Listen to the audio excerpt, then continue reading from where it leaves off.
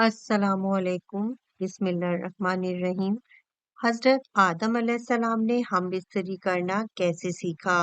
हम बिस्तरी की इब्तिदा कब और कैसे हुई? प्यारे दोस्तों, अल्लाह तबारक व ताला ने हजरत आदम अलैहिस्सलाम के बाद हजरत हव्वा अलैहिस्सलाम को पैदा फरमाया और यूं नस्ले इंसानी की तख्लीक हुई जिसकी इब्तिदा हजरत आदम अलैहिस्सलाम को मिट्टी से पैदा फरमाने के बाद हुई। मोहतरम नाजरीन, हजरत आदम अलैहिस्सलाम को अल्लाह तबारक व ताला ने जन्नत के अंदर तख्लीक फरमाया और हजरत आदम अलैहिस्सलाम जन्नत के अंदर अकेले बशर थे और उनकी जिन से कोई भी बशर मौजूद न थी कि जिसके जरिए से हजरत आदम अलैहिस्सलाम उनसीहत हासिल करते। चुनांचे आप अपने दिल के अंदर सोचा करते कि काश मेरी भी कोई हम जिन्स बसर होता ताकि मैं भी इससे उन सेहत हासिल करता। और अल्लाह तबारक व ताला खूब जानता था जो कि हजरत आदम अलैहिस्सलाम के दिल के अंदर चल रहा था। हजरत आदम अलैहिस्सलाम सो रहे थे तो उनके जिस्म से हजरत हव्वा अलैहिस्सलाम को बाएं पसली से पैदा फरमाया ताकि आप हजरत हव्वा अलैहिस्सलाम से उनसियत हासिल कर सकें। चुनांचे जब हजरत आदम अलैहिस्सलाम बेदार हुए तो आपने हजरत हव्वा अलैहिस्सलाम को अपने सामने देखा तो उनसे सवाल किया कि तू कौन है? तो उन्होंने जवाब दिया कि मैं औरत हूँ। चुनांचे फिर हजरत आदम अलैहिस्सलाम ने पूछा कि अल्लाह तबारक व ताला ने तुझे क्यों पैदा फरमाया है? तो उन्होंने जवाब दिया कि अल्लाह तबारक व ताला ने मुझे आपकी तस्कीन के लिए पैदा फरमाया है ताकि आप मेरे कुरूब से सुकून हासिल कर सकें। मोहतरम नाजरीन, यही वजह है कि हदीस पाक में हुजूर अकरम सल्लल्लाहु अलैहि वसल्लम ने कंवारे लड़के और लड़की को मिस्कीन करार दिया है क्योंकि दोनों का कोई मोनस नहीं होता, लिहाजा इनकी जल्दी शादी कर देनी चाहिए ताकि वो मियाँ बीवी एक दूसरे के कुरूब से सुकून पा सकें। मोहतरम नाजरीन, बाज रिवायत के अंदर आया है कि हजरत आदम और हव्वा अलैहिस्सलाम जन्नत के अंदर खुशी खुशी रहते थे और वहां पुरऐश जिंदगी गुजार रहे थे। प्यारे दोस्तों, लेकिन ये बात याद रखें कि अल्लाह तबारक व ताला ने जन्नत में हजरत हव्वा अलैहिस्सलाम की तख्लीक से पहले ही हजरत आदम अलैहिस्सलाम को एक दरख्त के करीब जाने और फल खाने से मना फरमा दिया था। जबकि बाज रिवायत के अंदर इस वाक्य को इस तरीके से जिक्र किया गया है कि हजरत आदम अलैहिस्सलाम जब जन्नत के अंदर रहते थे तो उनका कोई मोनेसो गमगार नहीं था क्योंकि आप जिनसे बसरिया से अकेले इंसान मौजूद थे। चुनांचे आपके दिल के अंदर ये चाहत थी कि काश मेरी जिन से कोई और भी होता कि जिसके कुरूप से मैं तस्कीन हासिल करता। तो अल्लाह तबारक व ताला ने हजरत आदम अलैहिस्सलाम पर नींद का गरबा फरमाया। मोहतरम नाज़रीन, ये बात याद रखें कि पहली नींद थी जो कि बनी आदम पर तारी हुई। चुनांचे इसी नींद के अंदर अल्लाह तबारक व ताला ने हजरत हव्वा अलैहिस्सलाम को हजरत आदम अलैहिस्सलाम की बाईं पसली से पैदा फरमाया।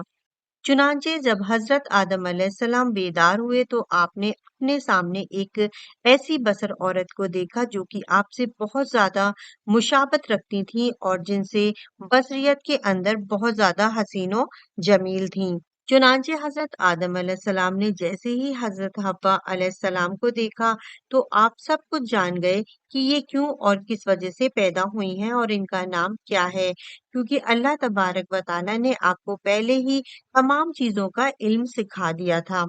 चुनांचे फिर इसके बाद फरिश्ते हजरत आदम अलैहिस्सलाम के इल्म का इम्तिहान लेने के लिए उनके पास आए और हजरत आदम अलैहिस्सलाम को सलाम किया और हजरत आदम अलैहिस्सलाम को सलाम करने के बाद फरिश्ते ने हजरत आदम अलैहिस्सलाम से पूछा कि ये सामने तुम्हारे जो मखलूक मौजूद है ये क्या चीज है? तो हजरत आदम अलैहिस्सलाम ने इरशाद फरमाया कि ये औरत है। चुनांचे फिर उन फरिश्तों ने दूसरा सवाल ये किया कि इस औरत का नाम क्या है? तो हजरत आदम अलैहिस्सलाम ने फरमाया कि इसका नाम हव्वा है। जिस पर फरिश्तों ने फिर सवाल किया कि इनका नाम हव्वा क्यों रखा गया है? चुनांचे हजरत आदम अलैहिस्सलाम ने जवाब दिया क्योंकि इनको हाई यानी एक जिंदा इंसान से पैदा किया गया है, इसी वजह से इनका नाम हव्वा अलैहिस्सलाम रखा गया है। پیارے دوستوں، حضرت ابراہیم رحمت اللہ تعالی روایت کرتے ہیں کہ جب اللہ تبارک و تعالی نے حضرت آدم علیہ السلام کو پیدا فرمایا تو اللہ تبارک و تعالی نے حضرت آدم علیہ السلام کی طرف ایک فرشتے کو بھیجا اور حضرت آدم علیہ السلام کو جمع یعنی ہم بستری کرنے کا حکم دیا، تو انہوں نے حضرت حوا علیہ السلام سے ہم بستری کی۔ چنانچہ جب حضرت آدم علیہ السلام جمع سے فارغ ہوئے تو حضرت حوا علیہ السلام نے کہا کہ اے آدم علیہ السلام، یہ تو بہت اچھی چیز ہے، اس کو میرے ساتھ اور زیادہ کرو۔ پیارے دوستوں، لیکن اس روایت کی صحت پر ہم اطلاع نہیں پا سکے، یہ روایت درست بھی ہے یا پھر نہیں۔ اور بعض روایت کے اندر اس واقعے کو کچھ اس طریقے سے بیان کیا گیا ہے کہ جب اللہ تبارک و تعالی نے حضرت آدم علیہ السلام اور حضرت حوا علیہ السلام کو شجر ممنوع کا پھل کھانے کی وجہ سے زمین پر اتار دیا تو وہ کافی عرصے تک ایک دوسرے سے جدا رہے۔ چنانچہ حضرت آدم علیہ السلام اللہ تبارک و تعالی کی محبت اور اپنی اس اجتہادی خطا پر بہت زیادہ غری و زاری فرمایا کرتے تھے۔ چنانچہ آپ کے رونے کی شدت کی وجہ سے ایک دن حضرت جبرائیل علیہ السلام نے اللہ تبارک و تعالی کی بارگاہ کے اندر حضرت آدم علیہ السلام کی سفارش کی، جس پر حضرت تبارک و تعالی نے حضرت آدم علیہ السلام کے دل کے اندر توبہ کرنے کے طریقے کا ایکا فرمایا کہ میرے پیارے حبیب حضور اکرم صلی اللہ علیہ وسلم کے وسیلے سے میری بارگاہ کے اندر توبہ کرو تو میں تمہاری توبہ کو قبول کر لوں گا۔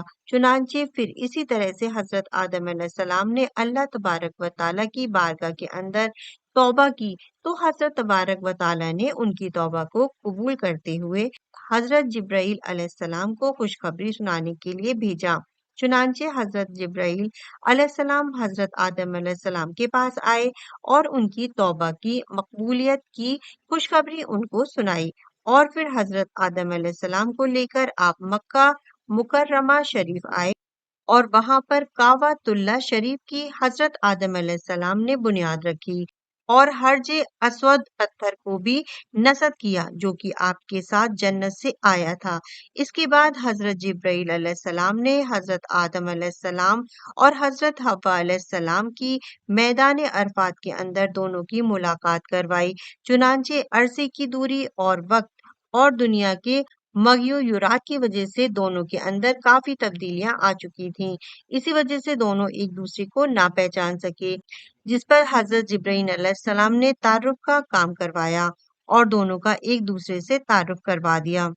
محترم ناظرین، اس کے بعد حضرت آدم علیہ السلام اور حضرت حوا علیہ السلام اکٹھے رہنے لگے، لیکن چونکہ حضرت آدم علیہ السلام کو جنت کے اندر حضرت حوا علیہ السلام سے قربت کرنے سے منع کر دیا گیا تھا اور نہ ہی کسی قسم کے توالوں تناسل کا سلسلہ شروع ہوا تھا، اس لیے حضرت آدم علیہ السلام اور حضرت حوا علیہ السلام علیحدہ علیحدہ سویا کرتے تھے۔